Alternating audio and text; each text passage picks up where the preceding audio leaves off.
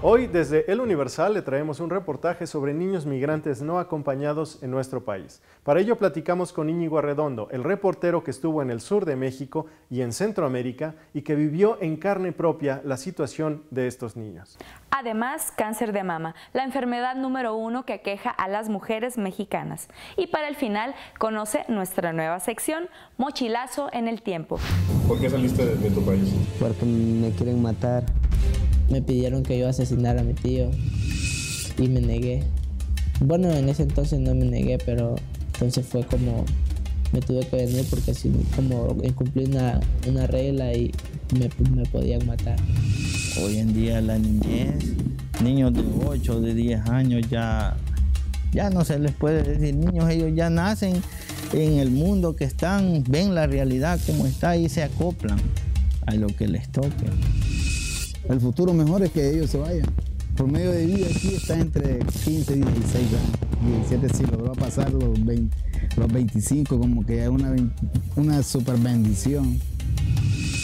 Muchos se van por la pobreza, por la extrema pobreza, la falta de empleo. Por supuesto que las pandillas, los grupos organizados han querido, hacerse de las suyas y apoderarse de Guatemala.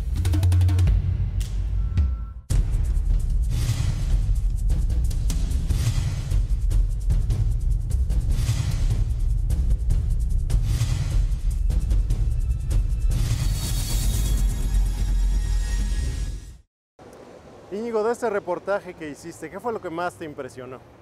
Realmente lo que más impresionó es quizá la normalización de la violencia, ¿no? O sea, cuando hablas, porque nos llegamos a meter a barrios peligrosos, con pandillas como tal, ajá, y pues te encuentras con esa sensación de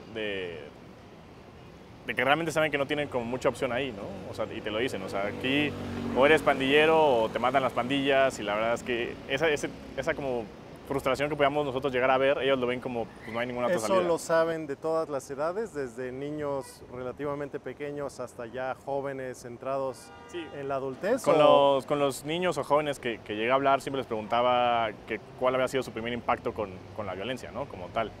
Y de vez en vez, pues, te iban contando de que quizá un niño salió a jugar con canicas y de repente escuchaba la balacera y salía su madre y lo agarraba, o que de repente con una colonia en San Salvador habían matado al vigilante cuando él tenía como 7 años.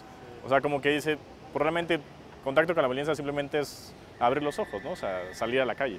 Tú has estado en muchos lugares del país, de México.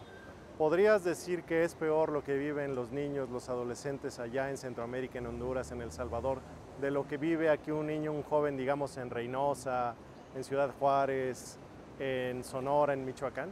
Es una comparación muy difícil, pero quizá nos tendríamos que ir a los datos como tal, ¿no? O sea, si nos vamos a los datos de la Border Patrol, de la frontera, la patrulla fronteriza en Estados Unidos, de cuántos niños no acompañados han ingresado a la frontera, los han detenido, pues la mayoría se concentra en El Salvador, Honduras y Guatemala, ¿no? Sí hay un número pequeño de mexicanos, de niños no acompañados, pero es relativamente pequeño. Sí, o sea, la gran mayoría son centroamericanos. Sí, como tal. O sea, en ese sentido te puedo hablar así, porque, digo, situación de pobreza hay tanto aquí como allá. Por lo cual, digamos, podemos deducir que la situación es mucho más grave en Centroamérica, considerando que se avientan un viaje también mucho más largo del que se avientan los niños mexicanos, ¿no? Sí, digo, solos. El hecho es esa violencia que ya está ahí, pues. O sea, no es como que te puedas llegar a salvar. Si de repente yo nací aquí en Bucareli, ¿no? Y aquí estoy toda mi vida, pero de repente quiero irme a la Doctores, ya saben que aquí en la Bucareli manejo una pandilla, no me puedo ir para allá. O sea, simplemente el movimiento es totalmente limitado y tienes que mover dentro de la pandilla que domina en el barrio que tú naciste, ¿sabes? Entonces ya nacer en un barrio así, pues ya te llega a limitar como para toda la vida. Entonces muchos de estos jóvenes simplemente, pues yo me movía y de repente me llegan a amenazar, que si no me metía con ellos, pues me iban a matar. ¿Qué dirías tú que es el detonante principal para que ellos decidan escapar de ese círculo de violencia? Porque, digamos, una opción también es quedarse, ¿no? La mayoría, de hecho, podemos decir que se queda y vive con eso y muere en esa situación. Pues uno es que quizá estos 3 países también siempre se ha migrado, ¿no? O sea, El Salvador está dentro de los 5 países que tienen mayor número de personas en Estados Unidos, ¿no? Guatemala está aumentando, pero también es el hecho de que vas viviendo con la violencia y también vas viendo que hay opciones, ¿no? O sea, de los 3 países que estamos hablando, solamente Honduras reconoce el problema de desplazamiento forzado interno, ¿no? Los otros demás países, que además que sí se siguen moviendo, pues realmente no lo reconocen como tal. Veamos ahora, Íñigo, si te parece bien, la nota de El Salvador. Es uno de los 3 países que visitaste y en donde la situación es de las peores. Incontable la gente que se va para allá. Se van porque las pandillas tienen su territorio, y si una persona no pertenece a una pandilla, pero ellos creen que esa persona los ha denunciado con la autoridad o les causa un daño, la matan, la desaparecen, la entierran, como sea.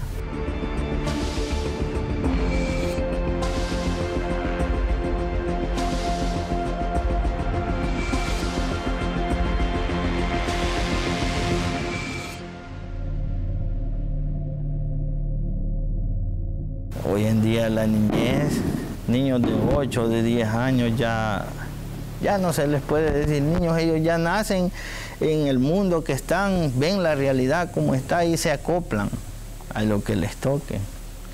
Bien ingresan a una pandilla, se van, no tienen más caminos. El país no genera un ambiente donde ellos puedan crecer de una manera diferente.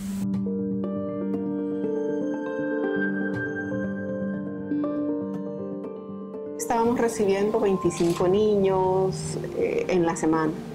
En 2014 llegamos a recibir hasta 100 niños en un mismo día. Muy violento, violencia. Porque ahora un niño solo sale a la calle, solo a aprender y hablar como habla un pandillero. Lo sacaron de la casa y les dijeron que se fuera. Porque ahí no se puede ni salir a comprar, porque los soldados, los policías te paran, te pegan más que todo por vivir ahí. Sí, te pegan porque si aún no piensan que sos algo, porque sos joven. Las 3 grandes motivaciones que tenemos en el caso de niños, niñas y adolescentes migrantes es en primer lugar la reunificación familiar. El otro motivo es la búsqueda de oportunidades de estudiar, de trabajar, y la tercera que es situaciones de violencia. La crisis nos sorprendió a todos en el 2014. Efectivamente, antes del 2014 la cantidad de niños, niñas y adolescentes migrantes era muy poca. En el retorno, antes del 2014 hablábamos que nos estaban retornando. Hay un acuerdo entre México y Centroamérica para los retornos vía terrestre, los días martes y los viernes. Hoy ya se modificó, hoy atendemos y los niños retornan cualquier día de la semana. La violencia aumentando, y como la violencia no cuesta mucho hacerla, del 2004 al 2006 éramos 65, a la fecha solo habemos 9. Antes a las pandillas las calificaban antisociales, ahora las califican terroristas. Cuando la gente se refiere a antisocial, la antisocial es ella, porque te apartan, te marginan, de ahí viene más violencia.